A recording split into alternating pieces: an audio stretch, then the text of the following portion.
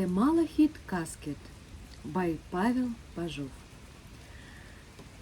Nastasia, Stepan's widow, was left the Malachite casket with every kind of women's ornaments in it. There were rings and earrings and all sorts.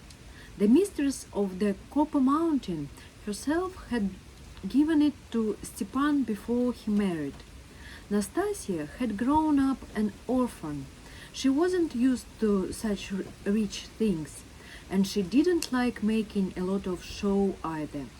At first, when Stepan was alive, she used sometimes to put on this or that, but she never felt easy to them. She'd put it on a ring. You'd say it fitted just right, neither too tight nor too loose.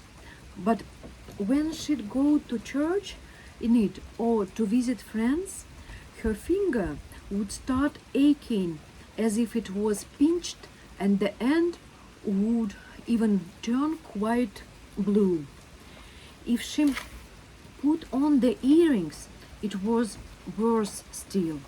They'd pull and pull on her ears till the lobes were all swollen.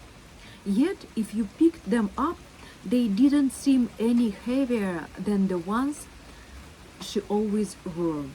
The necklace, 6 or 7 threads of it, she only tried on.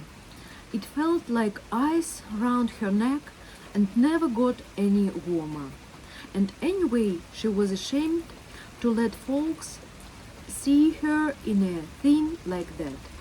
Look at her, all decked out like a tsaritsa, they'd say. Stepan didn't try to make her wear them either. He even said once, "Better put them away, lest misfortune befall." So Nastasia put the casket in her bottom chest underneath the others, the one where she kept her store of homespun and things of that sort. When Stepan died, and they saw the stones in his hand, it happened that Nastasia showed the casket to some folks. But then, that man who knew about all those things, the one who told them what Stepan's stones were, they say he warned Nastasia, "Mind out, seer, don't sell that casket for naught. It's worth many 1,000. He'd got learning, that man, and he was free too. Once he'd been foreman at the mine, but they took him off it. He was too easy on the man. Well, and he liked his glass too. Always in the tavern he was, though I should speak no ill of the dead, but in all else a real good man. He could write a petition or mark off sections, and he made a proper job of it, no like some. Our folks would always treat him to a glass on holidays, wherever else might be left out. He lived like that in our village till he died. The people kept him going. Nastasia had heard from her husband that the foreman was an honest man with a good head on him. The only trouble was the drink, and she heeded what he said. "So be it," she said. "I'll keep it for a rainy day." And she put the casket back in its old place. They buried Stepan and mourned 40 days, all right and proper. Nastasia was a fine, comely woman and well off, so suitors soon started sending matchmakers. But she'd got plenty of sense. A second, though he's good as gold, still he's but a stepfather to the children. So after a time they let her alone. Stepan had left his family well off, as I say. They had a good solid house, a horse, a cow, everything they needed. Nastasia was a hard worker. The children were good and obedient, so they'd little to fret them. They went on like that for a year and another and a third, and then they found they were getting a bit poorer. After all, you couldn't expect a woman with small children to farm real well, and they needed a bit of money now and then too, to buy salt and such like. Then Stepan's family started pestering Nastasia. Sell the casket. What do you want it to do with it? There's all those jewels just lying there doing no good. After all, Tanyushka will never wear them. Things like that. It's only gentry and merchants buy such like. You can't put them on with our poor clothes, and you could get money for them. It would give you a bit of lift up. They kept nagging and nagging at her like that, and buyers flocked like crows to a bone, merchants, all of them. One offered 100 rubles, and other 200. We are sorry for your children, they said. We'd been kind to you because you are a poor widow. They thought they'd got hold of a simple village woman they could fool, but they'd caught the wrong bird. Nastasia minded what that old foreman had told her, not to let the casket go for naught, and she was loath to part with it too. After all, it was a gift from Stepan, her dead husband. And then again, there was a little girl, the youngest child. She kept begging and crying, "Mommy, don't sell it. Don't sell it, Mommy. I'll go out and work. I'll be a servant, but keep it for the father's sake." Now Stepan had left 3 children. 2 were boys, just lads like any others. But the girl, she wasn't like her mother or her father either.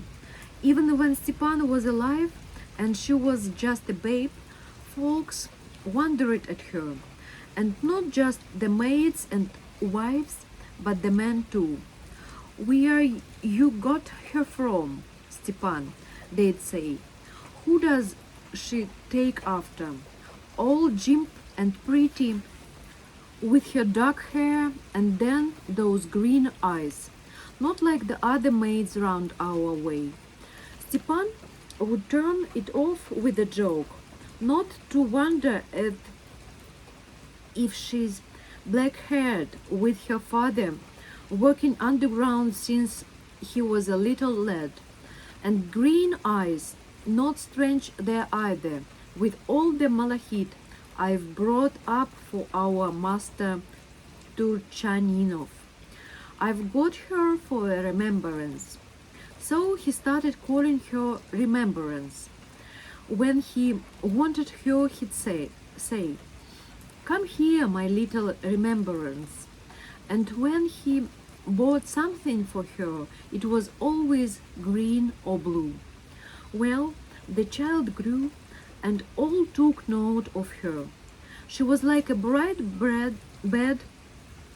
bead dropped from a gay necklace. She stood out like, and though she wasn't a child to make friends with folks, they all smiled at her. Even gross-grained shrews had a good word to say. A real beauty, she was. Everyone liked to look at her. Only her mother sighed. "Beauty are, but not our kind of beauty, like a changeling." She took it real hard when Stepan died. She got thin seemed to waste away till she was nothing but ice. So one day her mother got the idea of giving her the Malachite casket to let her amuse herself with the things in it. She might be little, but still she was a maid. Even when they were children, they liked to adorn themselves. So Tanyushka tried on this and that, and it was a wonder. Whatever she put on, you'd have thought it was made for her. Some of the things her mother didn't even know when they were for, but she seemed to know everything. And that wasn't all. She kept on saying, "Oh, Mommy, I feel so nice in Father's presence. They are all warm. It's like sitting in the sun and somebody stroking you very, very softly."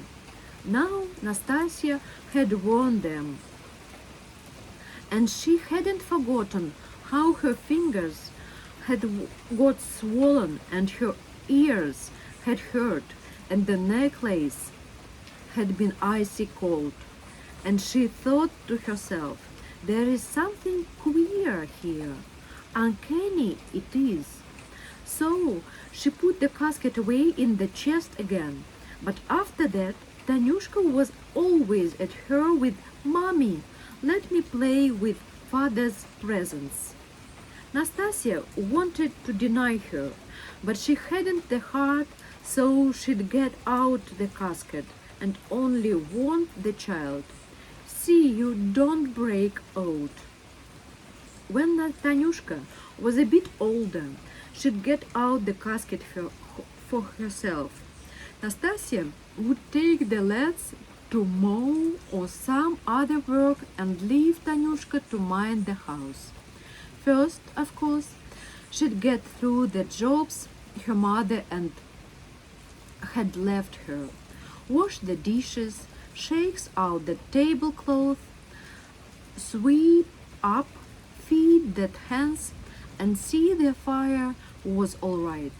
She'd hurry up and finish, and then get out the casket. There was only one chest left now, and on top of the bottom one, and it had got real light at that. So Tanyushka could easily move it onto a stool and get the casket out of the bottom chest. Then she'd take out the trinkets and start trying them on.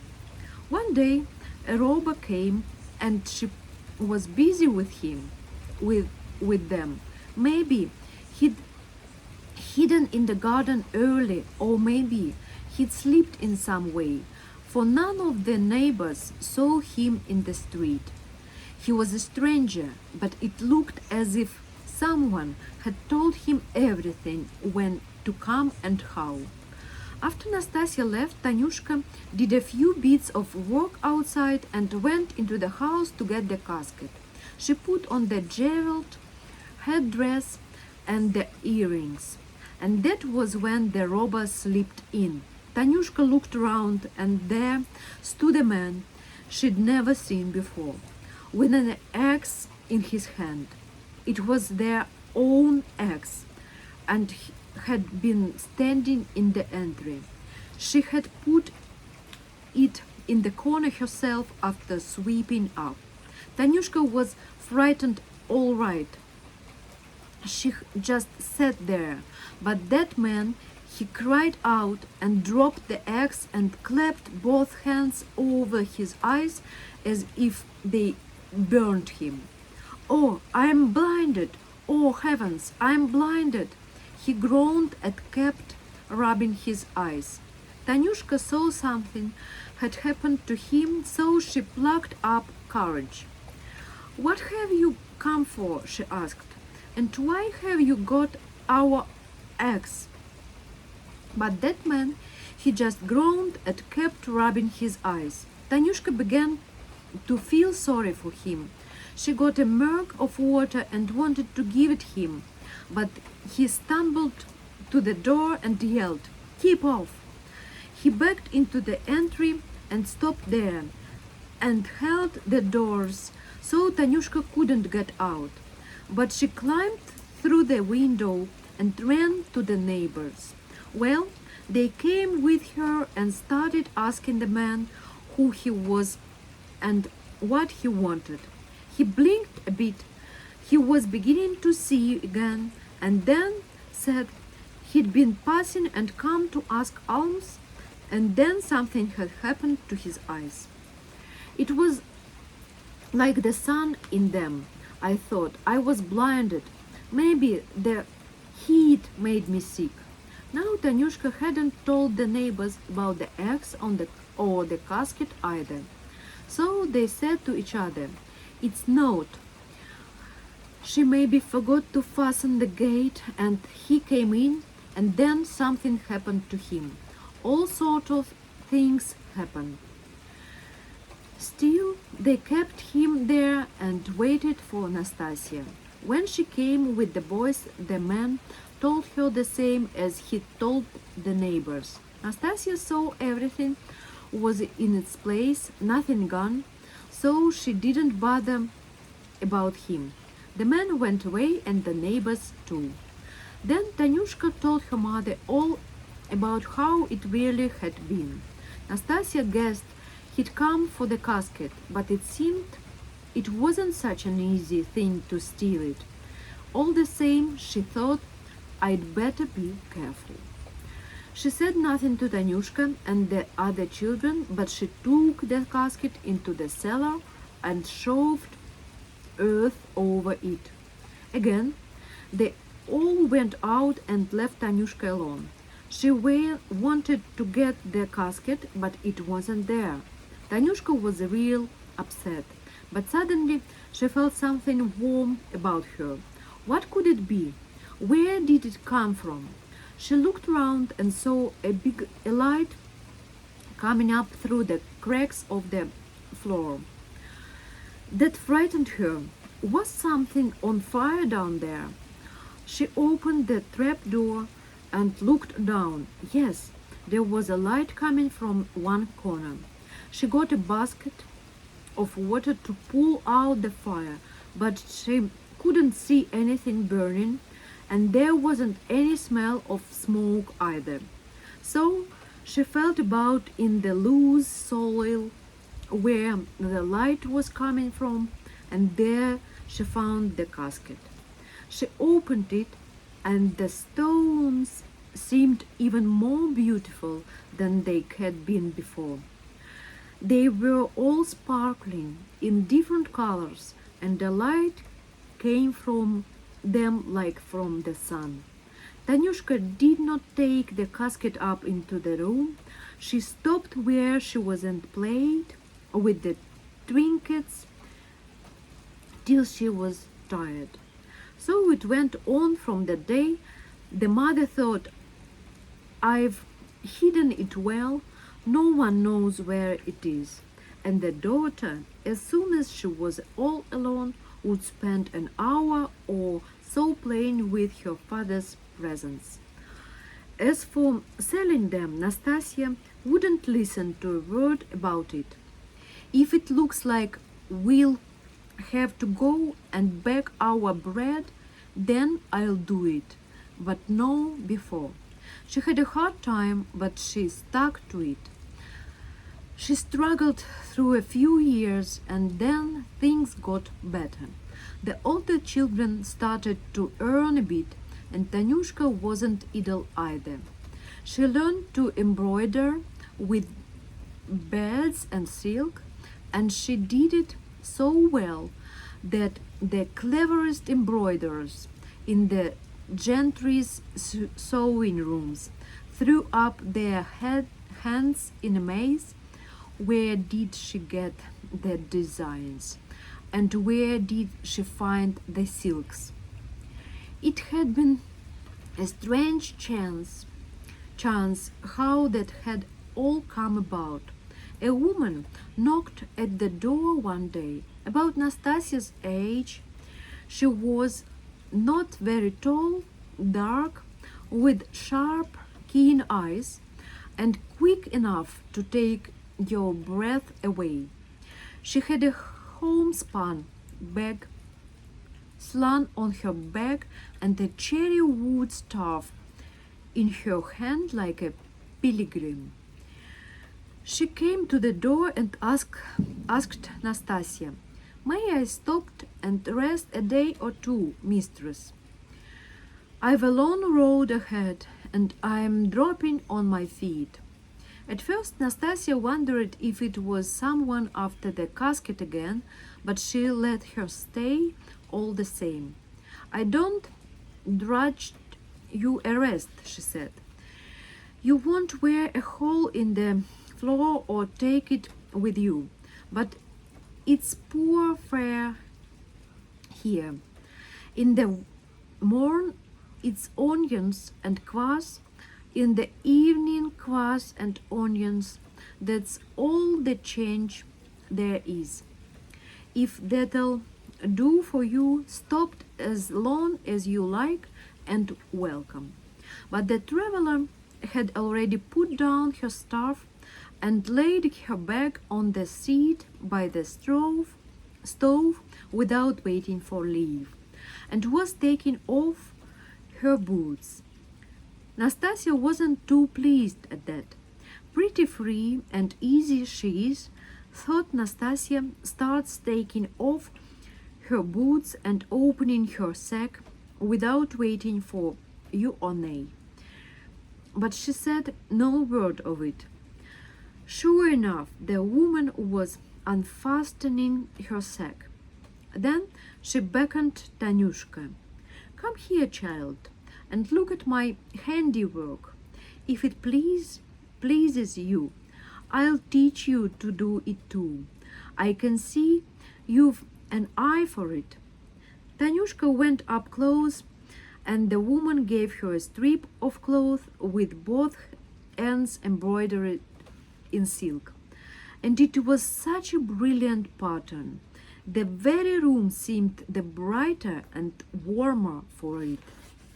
Tanyushka couldn't stop looking at it, and the woman laughed.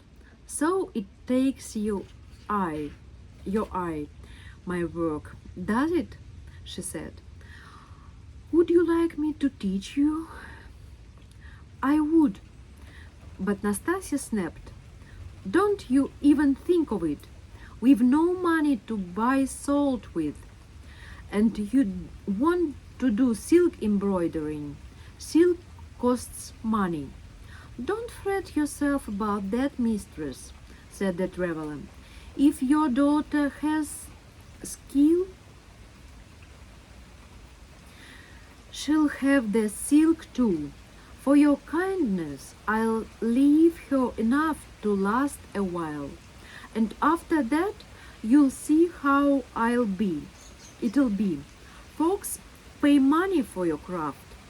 We don't give our work away. We earn our bread." So Nastasia had to agree. If you'll give her the silk, she can learn well enough. Why not, if she can do it, and thank you kindly. So the woman started to teach Tanyushka, and she learned it all as quick as if she'd known it before. And there was another thing. Tanyushka wasn't friendly with strangers or loving with her family either, but this woman, she was clinging to her all the time. Nastasia looked askance. She wasn't too pleased. Found herself a new mother, she thought. Doesn't want to come to her own mother, but hugs a tramp. And that woman, just as though she wanted to rub it in, kept calling Tanyushka child and daughter, and never once used her christened name. Tanyushka saw her mother was put out, but it seemed like she couldn't help herself. She was so taken up with the woman, she even told her about the casket. "We've got a costly remembrance of father," she said, "a Malachite casket, and the stones in it. I could look and look at them and never tire. "Will you show it to me, daughter?" asked the woman. It never even came into Tanyushka's head that she mustn't. "Um, I'll show you," she said, "when there is none of ours at home." As soon as the chance came, Tanyushka took the woman down in the cellar. She got out the casket and opened it. The woman looked a bit. Then she said, "Put them on. I can see them better that way." Tanyushka didn't need telling twice. She put them on, and the woman, she started praising them. "Ah, they look fine, but they just need a touch or two." She came up close and started touching a stone here and stone there with her finger. And whatever stone she touched, it sparkled quite differently. Tanyushka could see some of them, and some she couldn't. Then the woman said, "Stand up straight, daughter." Tanyushka stood straight, and the woman started stroking her hair and her back very gently. She stroked her all over. Then she said, "When I tell you to turn round, mind you don't look back at me. Look straight in front. Watch all you see and say not. Now turn round." Tanyushka turned, and there was a great hall in front of her. She'd never seen them like in all her life.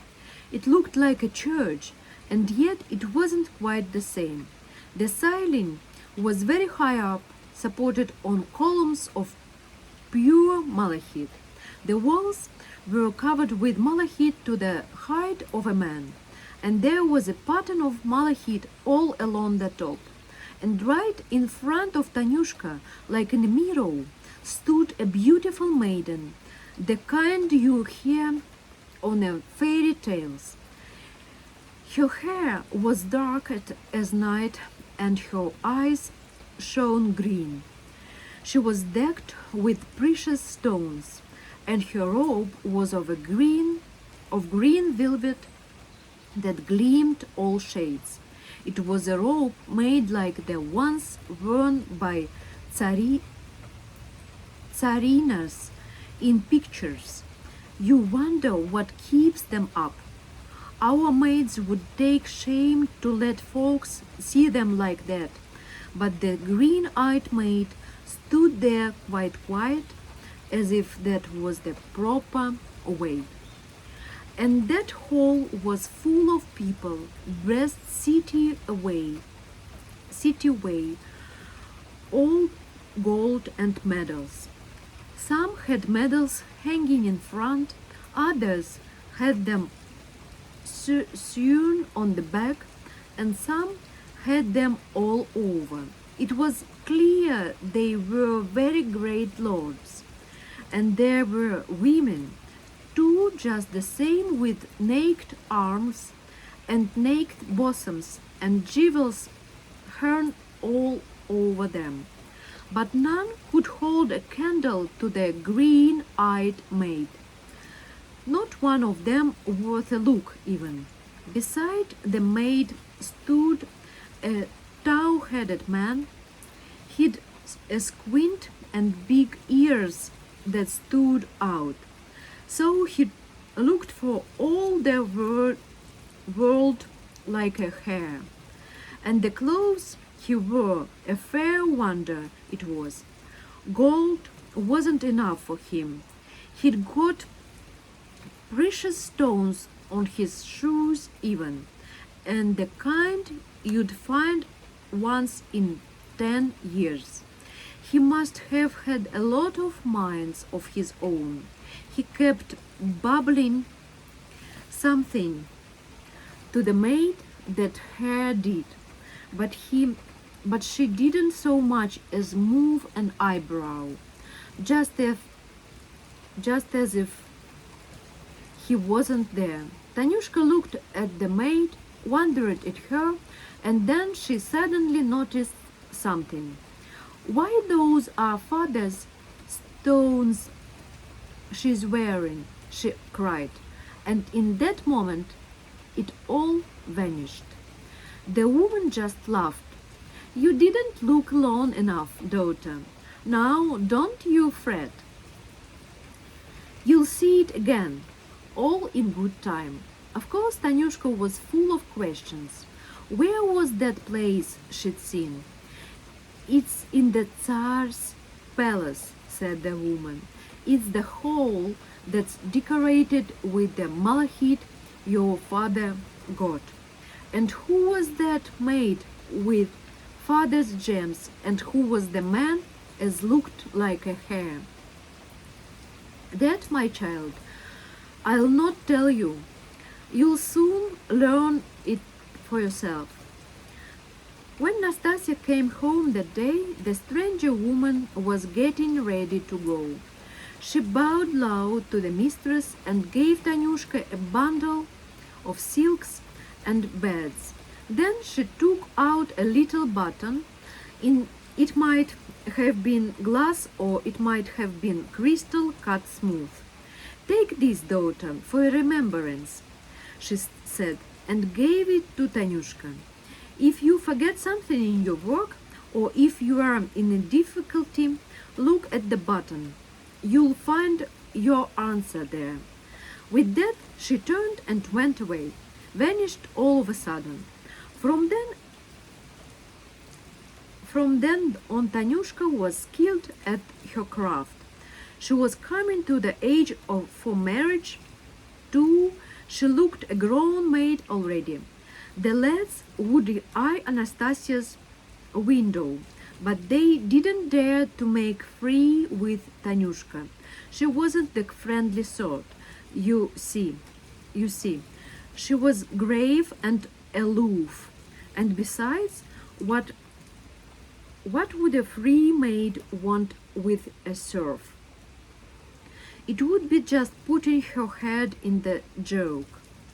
In the big house, they heard of Tanyushka's skill at her craft and started sending lads to her. They'd pick one of the lackeys, one that was young and handsome, give him a fine suit, hang a watch and chain on him, and send him to Tanyushka with some message or other. Maybe they thought a dashing young fellow like that would catch her fancy. Then they'd have her a servant, but it was no good. When the lackey gave her message, she would answer him, but for all other talk she had no ear. And when she got tired of it, she'd make a mock of him too. Go alone, they're waiting for you. They must be feared you'll spoil that fine watch and rub the golf off the chain. Can't keep your fingers off it. It's that new to you. She'd got words that scalded like hot water thrown on a dog. He'd slink off snarling. Call that a maid? A stone statue with green eyes. There is plenty better. He could snarl off he liked, but still he'd seem bewitched like. Whoever they sent was mazed with Tanyushka's beauty. Something seemed to pull them back, even thought it was only to walk past and eye the window.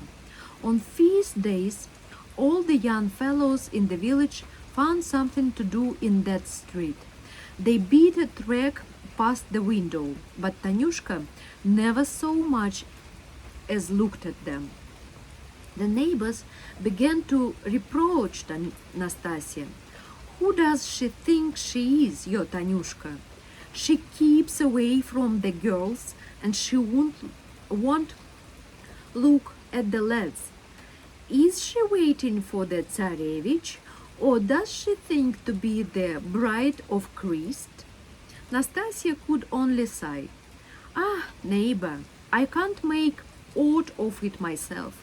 She always was a strange maid, but since that sorceress was here, she's beyond me. I start talking to her, and she just stares at that witching button of hers and says no word. I throw it away, but that button, but it helps her in her work. When she needs to change her silks and that, she looks at the button. She showed it me once, but my eyes must be getting bad, for I saw note there. I could give her a whipping, but she's a right good worker. It's really her craft as keeps us. So I think and think till I start crying. And then she says, but mother, I know this won't always be my place. I don't beguile the lads. I don't even join the games. Why should I want to plague folks for naught? If I sit by the window, it's because I have to, for my work. Why do you scold me? What have I done bad? Now, how can I answer that? But with it all, life was better for them. Natanyushka work got to be the fashion with the gentry. It wasn't only the ones near the village and in our town that bought it. People sent from other places too and paid well for their work. Many a good man doesn't earn as much. But then there came a great mishap, a fire. It broke out in the night. The sheds and shelters for the livestock, the horse and cow, the farm tools and other gear, all were lost. They just managed to get out with what they stood up in. Except that Nastasia did snatch up the casket. The next day she said, seems like we've come to the end. We'll have to sell the casket of gems. And the sons all said, I sell it, mother, but don't let them go cheap. Tanyushka looked secretly at the button, and there was the green-eyed maid nodding. Yeah, sell them. It was a bitter thing for Tanyushka, but there was naught else to be done. Besides, soon or late they would go to that green-eyed maid anyway. So she sighed and said, sell them if you must. She didn't even take a last look at the gems. Besides, they had taken shelter with a neighbor, so there was no place to lay them out. No sooner had they made up their means to sell than the merchants were there. Maybe one of them had started to the fire himself so as to get hold of the casket. There that thought got close. That'll peers ought to grab what they want. They saw the lads were grown now, so they started offering more. Some 500 and other went up to 1,000. There was plenty of money about. Nastasia could set herself up quite comfortable with those gems. Well, so she asked 2,000. They kept coming to her, bargaining. They'd raise their prices a bit and keep it from each other, for they never could agree among themselves. It was a tempting bit, you see, that casket. None of them wanted to lose it. And while they were still at it, a new bailiff came to Polivaya. There were times when bailiffs stopped a long while, but in those years they kept changing and changing. The stinking goat who was there in Stepan's days maybe got to stink too much even for the old master's stomach. Anyway, he was sent to Krylatovskoye. Then came roasted bottom. The workers set him down on a hot ingot one day. After him there was Severian the butcher. The mistress settled him, turned him into rock. Then there were two more, and at last there one I'm going to tell you about. Folks said he was from foreign parts and knew all sorts of languages, all but our Russian. He spoke that badly, but there was one thing he could say well enough: flog him. He'd draw it out like as though he was singing, flog him, like that, and whatever a man had done, it was always the same, flog him. So folks called him Flogger. That Flogger wasn't really so bad though. He made a lot of noise, but he didn't use the whipping post very much. The tormentors got fat and lazy, they'd not to do. Folks had a chance to breathe a bit when Flogger was there. You see, it was this way. The old master had grown feeble, so could hardly get about. And he wanted to marry his son to a countess or someone like that.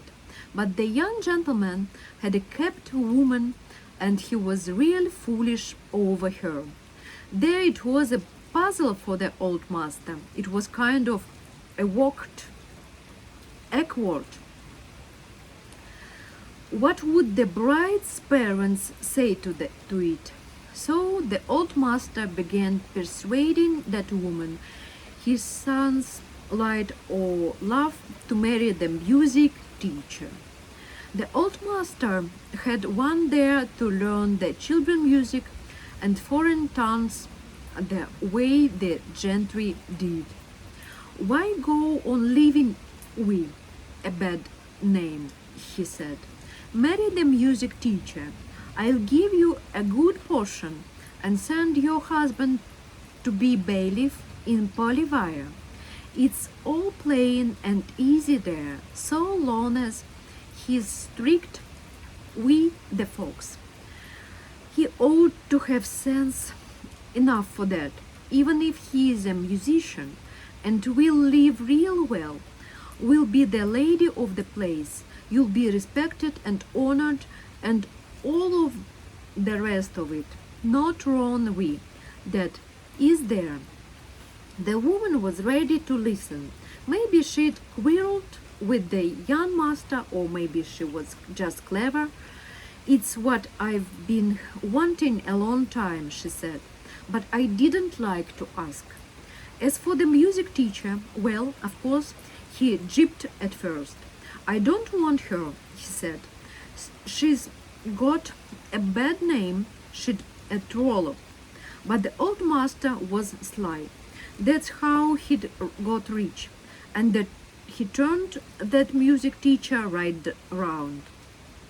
Whether he scared with him or flattered him or got him drunk, I don't know, but he soon had their wedding day fixed, and then the young couple went off to Polivaya. That was how Flogger came to our village. He didn't stop long, but give him his due, he wasn't so bad. Afterwards, when they got double Joel instead, folks wished him back. Flogger and his dame came just at the time when the merchants were round Nastasia like flies round a pot of honey. Now that woman of Flogger's was a handsome piece, all pink and white, a real light of love.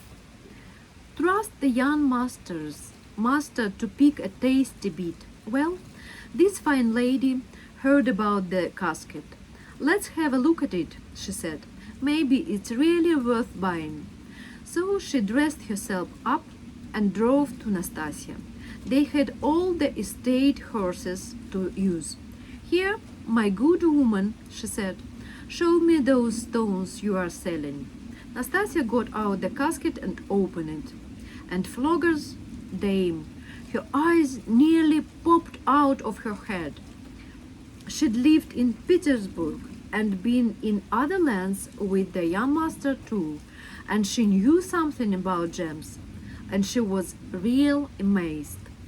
What's this? She thought. The Tsarina hasn't gems like these, and here they are in Polivaya, with folks as have been burnt out.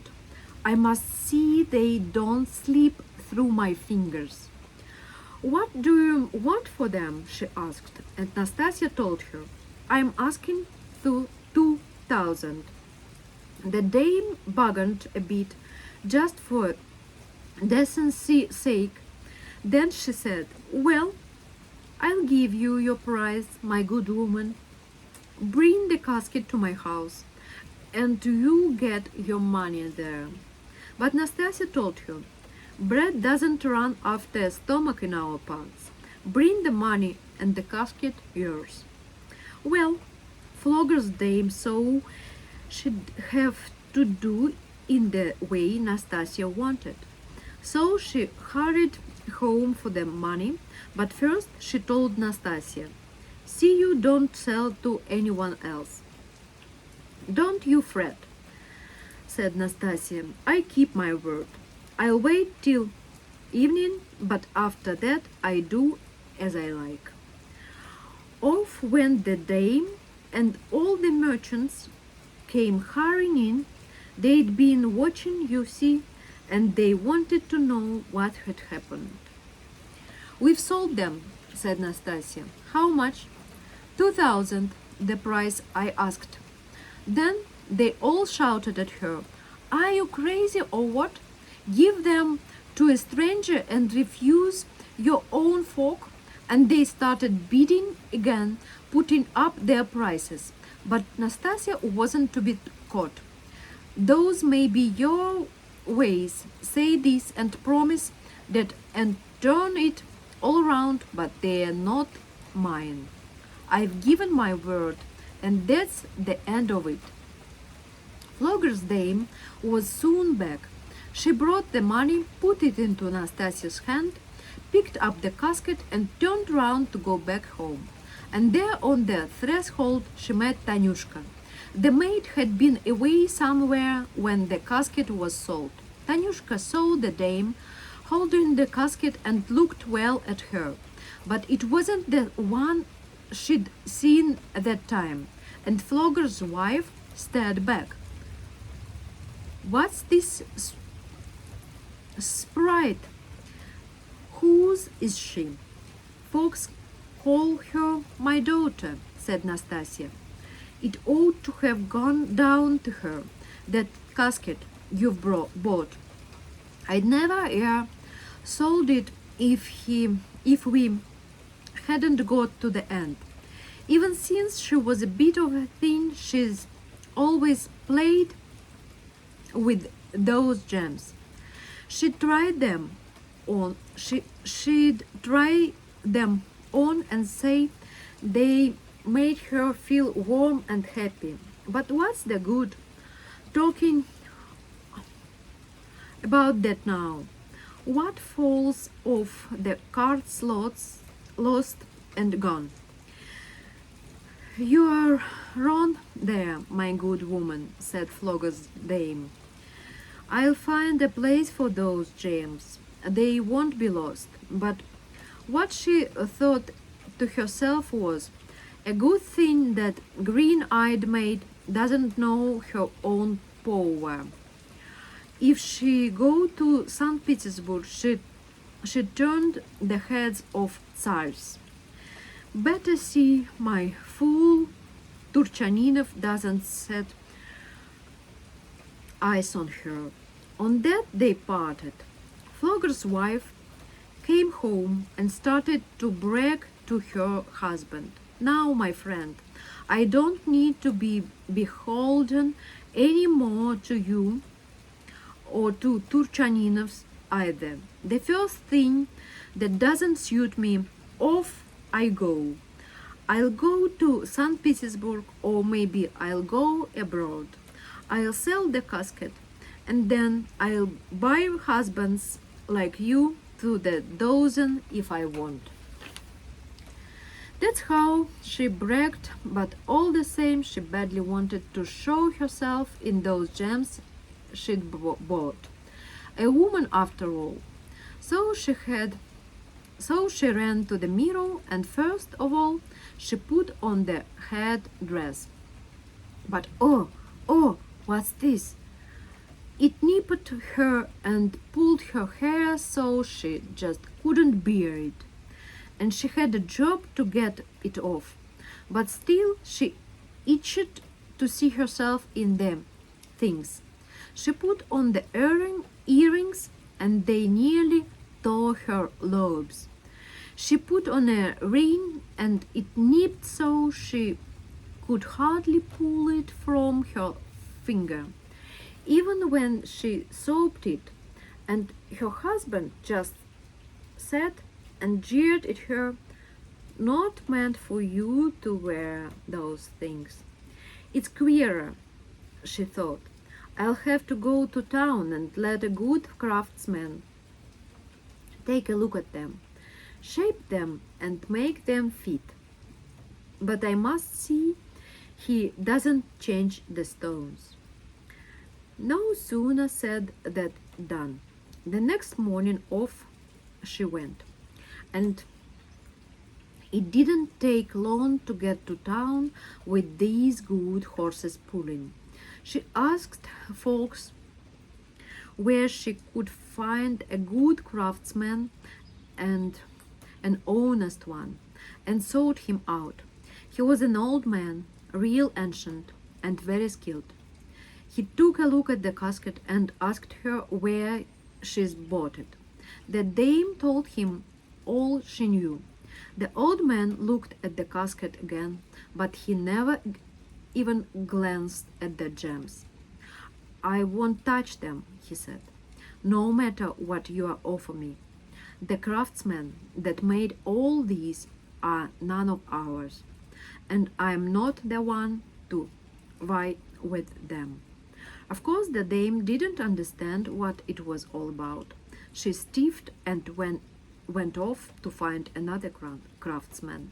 But it was as if they were all in a plot. One after another, they looked at the casket, admired it, never so much as glanced at the gems, and refused to have anything to do with it. Then the dame tried cunning. She said she'd bought the casket in St. Petersburg. There were plenty like it there, but the man she served with that tale only laughed at her. I know where the casket was made, he said, and I've heard tell of the craftsman that made it. There is none of us can try to vie with him. If he's made things to fit one, no others be able to wear them. Try as you will. The dame still didn't understand the whole of it, but one thing she could see, the man was scared of something. And then she called to mind how Nastasia had said her daughter liked to put on those trinkets. Could they be made for that green-eyed creature? Bad fortune, indeed. But then came second thoughts. What does it matter to me? I'll sell them to some rich fool. Let her bother herself about them. The money will be safe in my pocket. So back she went to Polevaya. When she arrived, she found news. The old master had gone to his eternal rest. He'd been cunning enough. The way he'd fixed it all with Flogger, but death had been one too many for him, knocked him over the head. He hadn't had time to get his son married, so now the young man was his own master, and it wasn't long before Flogger's wife got a letter. It, it told her this, and then when the spring floods go down, my sweeting, I'll come and have a look at the village and take you back with me. And as for your music master, we'll get rid of him somehow. Flogger found out about it and made an uproar. It shamed him before the folks. After all, he was the bailiff, and now he was the master coming to take away his wife. He started drinking hard, with the clerks and such like, of course, and they were glad enough so long as he stood tread. One day, when he was carousing with the flatters and boon companions, one of them started to brag. "We've got a real beauty in our village. We'd have to go a long journey to find another like her." Flogger was quick enough to catch that. "Whose maid is she? Where does she live?" They told him all about it and reminded him of the casket. "That's where your good wife bought it, from that family." "I'd like to take a look at her," said Flogger, and the carousing band thought of a way to do it. "We can go now, see if they've built the new cottage right. They're free, but they live on the village land. There is always ways to compel them." Off they went, 2 or 3 of them, and Flogger too. They took a chain for measuring to see if maybe Nastasia had filched a bit of land from the neighbors, and if the boundary posts were the right distance apart. Tried to catch her out. Then they went into the cottage, and Tanyushka happened to be alone there. Flogger took one look at her and lost his tongue, for he'd never seen such beauty in any land he'd been in. He just stood there like a fool, and as for her, she sat quite quiet, as though it was all naught to her. Then Flogger got his wits back a bit and asked her, "What's that you are doing?" "It's embroidery folks have ordered," she said, and showed him. "And would you take an order from me?" asked Flogger. "Why not, if we come to terms?" "Then," said Flogger, "can you make me a portrait of yourself in fine silk?" Tanyushka looked quietly at her button, and the green-eyed maid signed to her, "Take the order," and then pointed at herself. "I won't make my own portrait," said Tanyushka, "but I know a woman wearing precious gems in the robe of a tsarina. I can do that, but it won't be cheap, such work." "You needn't fret about that," said Flogger. "It can be 100 rubles or 200, if only the woman's like you." "The face'll be like that," she said, "but the clothes will be different." They agreed on 100 rubles. Tanyushka said it would be ready in a month. But all of the same, Flogger kept coming and coming, making as though he wanted to see how it was getting on, but it was something quite different, really. His wits seemed turned, but Tanyushka, she took no notice. She'd say 2 or 3 words, and then as well. And that was all. Flogger's boon companions started to mock him. "You'll get not there, wasting food. wasting boot leather. Well, Tanyushka finished that portrait. Flogger took a look and got above. It was her very self, only in rich robes and gems. He gave her 300 rubles instead of one, but Tanyushka handed 2 of them back. "We don't take gifts," she said. "We work for our bread." Flogger hurried home. He kept looking at the portrait, but he hid it away from his wife. He didn't drink so much and started to take a bit of interest in the village and the mine. With springtime, the young master arrived. Came driving into Polivaya one fine day. The people were all called together. There were prayers in the church and then all kinds of dancing and prancing in the big house. A couple of barrels of wine were rolled out for the common folk too, so they could drink in the memory of the old master and the health of the new one. It was like priming a pump. The Turchaninovs were good at it. Add 10 bottles of your own to the master's goblet, and then it would look like something, but at the end of it all you'll find your last kopeck gone and note to show for it. The next day the people were back at work again, but there was still feasting and drinking in the big house, and so it went on. They'd sleep a mite and then back to their kerosene again. They'd go rowing about in boats or riding horses in the woods, and then the music would start. There was everything you could think of. And all this time Flogger was drunk. The master gave the wink to his hardest drinkers, fill him up and keep him that way. Well, of course, they were glad enough to hurry favor with the new master. Flogger was drunk, but he'd a good idea what was coming all the same. He felt awkward, ashamed like, in front of the guests. So when they were all at table, he bursts out, "What do I care if Master Turchaninov takes my wife? He can have her for all of me. I don't want her. Take a look at the maid I've got."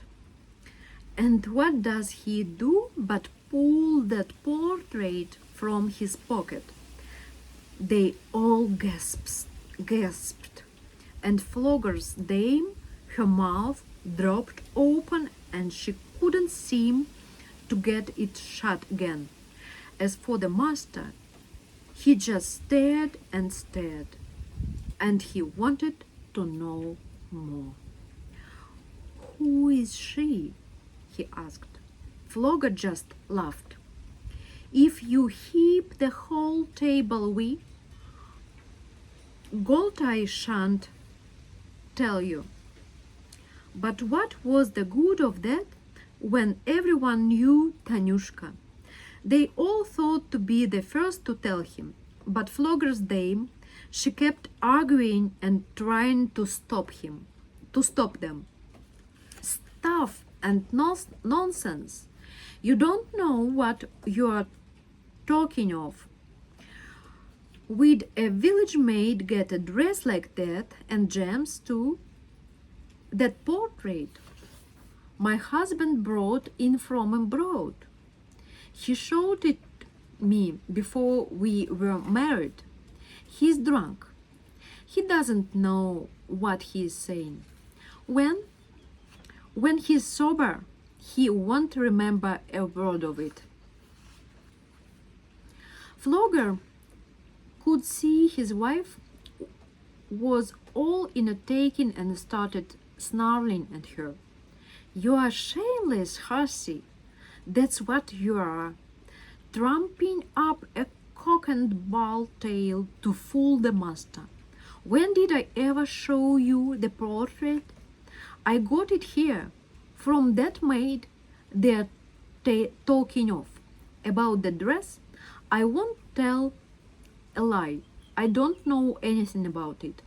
You can put any dress on her, but the gems, he did have those, and now they're here, locked in your cupboard. You bought them yourself for 2,000, but you couldn't wear them. A Circassian saddle won't go on a cow. The whole village knows how you bought them. The master no sooner heard of the gems than he said, "Jet them out, show me them." Now that young master, Hark Iwi, was a spendthrift, played ducks and drakes with his money, like heirs often are. And he was real mad about gems. He couldn't boast much of looks, so at least his boast of jewels.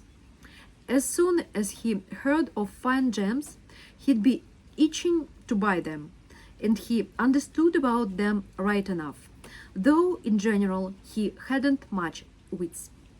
Flogger's dame saw there was no way out, so she brought the casket, and the moment the master saw the gems, he asked, "How much?" She named a figure beyond all sight or reason. The master started bargaining. They came to terms on the half, and the master signed a paper for the money.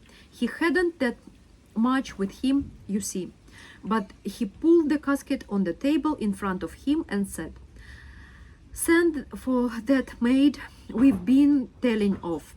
Some of them went off running to fetch Tanyushka. She came at once, thinking not of it. She expected some big order for work. She came into the room, and there it was full of people, and in the middle a man with a face like a hare, the same one she'd seen that time.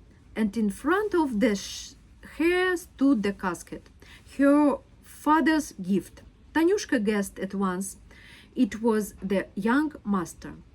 "What do you want of me?" she asked. But it seemed like he couldn't speak. He just stared and stared at her. Then at least he found his tongue again. "Are those your gems?" he asked. "They used to be, but now they're hers."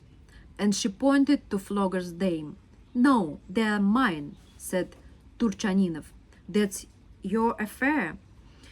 Would you like me to give them back to you?" "I've not to give them for them." "Well, you won't refuse to try them on. I want to see how they look when they're worn." "I don't mind doing that," said Tanyushka.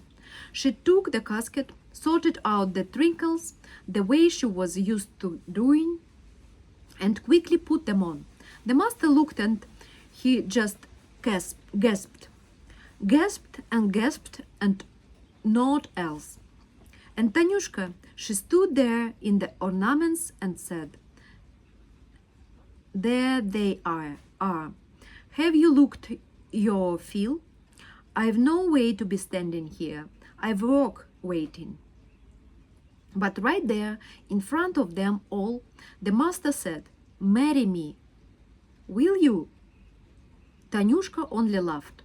"It's no fitting to talk that way, master, to one as isn't your equal." Then she took off the trinkles and went. But the young master couldn't let her alone. The next day he came to her cottage to make his proposal in all form. He begged and urged Nastasia, "Give me your daughter." "I won't force her one way or the other," said Nastasia. "Let it be as she says. But to my mind, it's not suitable." Tanyushka listened, and then she said, "Here's my word. I've heard tell there is a chamber in the Tsar's palace decorated with the malachite my father got. If you show me the Tsarina in that chamber, Then I'll be your wife. The master was ready to agree to anything, of course. He started off at once getting ready to go to St. Petersburg and wanted to take Tanyushka with him. We'll get you horses, he said. But Tanyushka told him, it's not our custom for a maid to use a man's horses before she's wed, and we are still not to one another. We'll talk of that later on, when you've kept your word. When will you come to St. Petersburg then? He said. I'll be there by intercession day, she said. You can rest easy about that. And now go. The master left. Of course, he didn't take Flogger's dame with him, didn't even give her a look. As soon as he got back to St. Petersburg, he told the whole town about the gems and the maid. He showed the casket to many, and of course, folks were really curious to see the maid. By the autumn, he'd got a house for her, and bought all kinds of robes and shoes, and put them ready. And then she sent word she had come and was living with some widow right on the edge of the town. Of course, Turchaninov went straight off there. Why are you here? How can you live in a place like this? I've got a house already. You couldn't want a better. But all Tanyushka said was, I'm quite comfortable when I am where I am. The talk about the gems and Turchaninov's maid got the Tsaritsa too. Let Turchaninov show me that bride of his, she said, for what's told of her is beyond belief. Off he went to Tanyushka. She must get herself ready. She must have a robe to wear at court and put on the gems from the Malachite Casket. About my dress, you needn't concern yourself, she said. But the gems I'll take alone. Only mind, don't think of sending horses for me. I'll come my own way. Wait for me by the entrance to the palace. Turchaninov wondered a good bit. Where would she get horses and a court robe? But he didn't dare ask. All the grand folks gathered at the court. They came rolling up in carriages in their silks and velvets. Turchaninov was early by the door, fidgeting about waiting for Tanyushka, and there were others curious to see her. They stood about waiting too. But Tanyushka, she put on the gems, fastened a kerchief round her head the village way, put on her sheepskin, and came along quietly on foot. And the folks who saw her, they wondered where she'd come from and followed her in a crowd. She came to the palace, but the Lakers wouldn't let her in. Villagers can't come in here, they said. Turchaninov saw her when she was a good way off, but he was ashamed to have his bride come on foot and in a country sheepskin. So he went and hid himself. Tanyushka opened her sheepskin, and the Lakers stared. That robe, why? The Tsarina herself hadn't one like it. They let her in at once, and as soon as Tanyushka took off her kerchief and sheepskin, all the people gasped in wonder and started asking, who is she? What lands this Tsarina come from? Turchaninov was there in a moment. This is my bride, he said, but Tanyushka looked at him very sternly. That's still to be seen, she said. Why didn't you keep your word? Why weren't you at the entrance?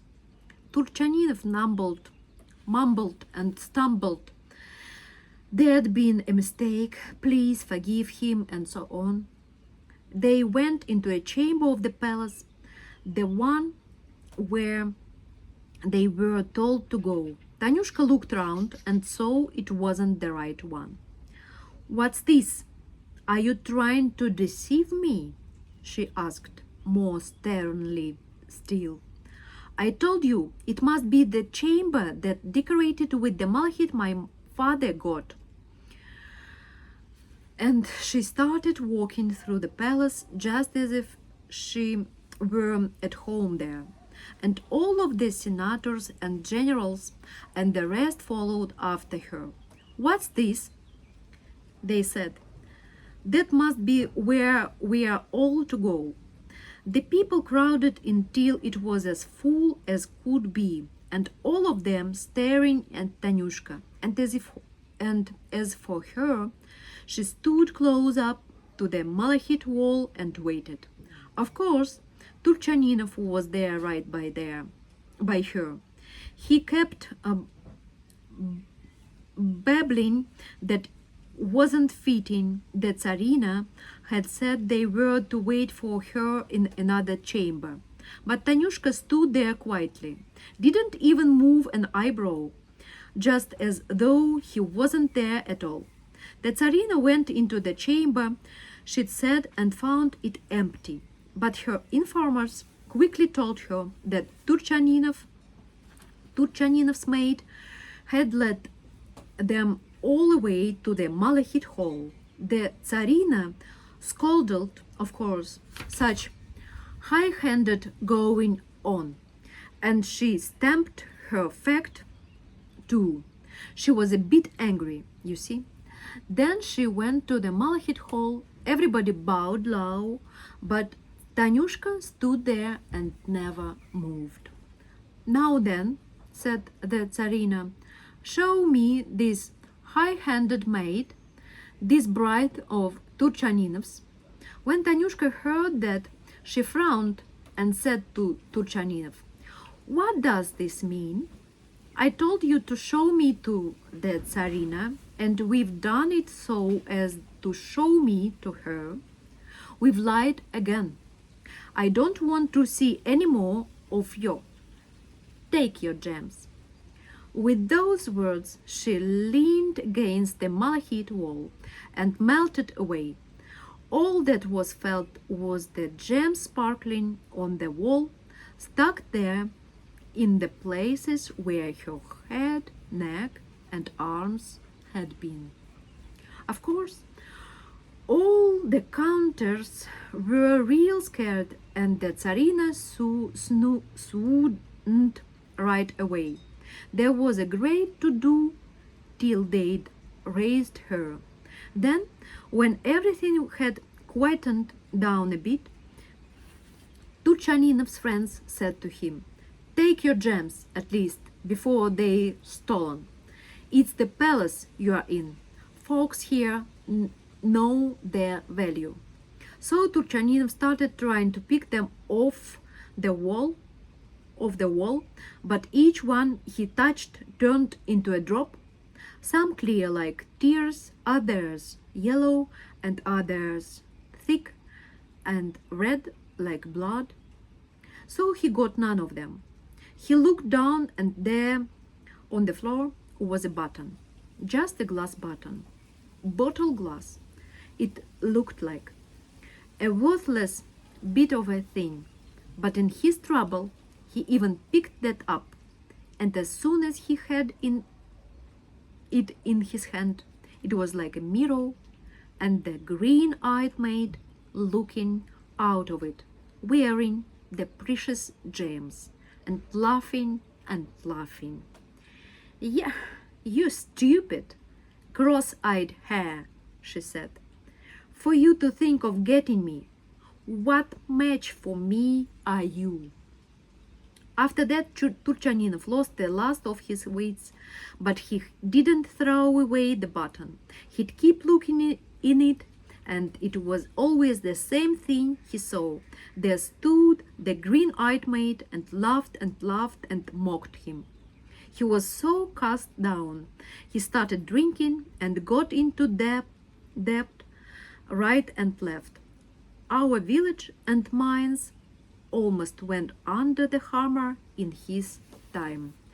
As for Flogger, after he was put out of his job, he spent his time in the tavern.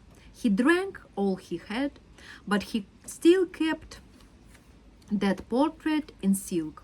What happened to it after, nobody knows. Flogger's dame was left empty-handed too. Try to get your money on a note of hand when all the iron and coppers mortgaged. About Tanyushka nobody ever heard a word more from that day on. It was just as though she'd never been. Nastasia grieved, of course, but not over much. Tanyushka, you see, had always been like a changeling, not like a daughter to her at all. And then the Lens had both grown up. They got married. There were grandchildren, plenty of folks in the cottage, plenty to do and think of. Watch one. Give a slap to another, no time to brood. But the young fellows didn't forget Tanyushka for a long time. They still came round Nastasia's window. Maybe someday she'd be there, but she never was. There in the end they got married one by one, but time and again they'd remember. Yeah, that was a rare maid used to live in our village. You'll never see another like her. But there was one other thing. Talk started going around that the mistress of the Copper Mountain had a double. Folks would see two maids in malachite robes, two of them together. It was the fairy tale, the Malachite Casket, the main fairy tale, or at least the fairy tale of the whole collection of Pavel Bazhov the Urals fairy tales. And the Malachite Casket was written by Pavel Bazhov in 1938. Please stay tuned, subscribe, and write down a comment if you like my project about reading out loud Pavel Bazhov fairy tales.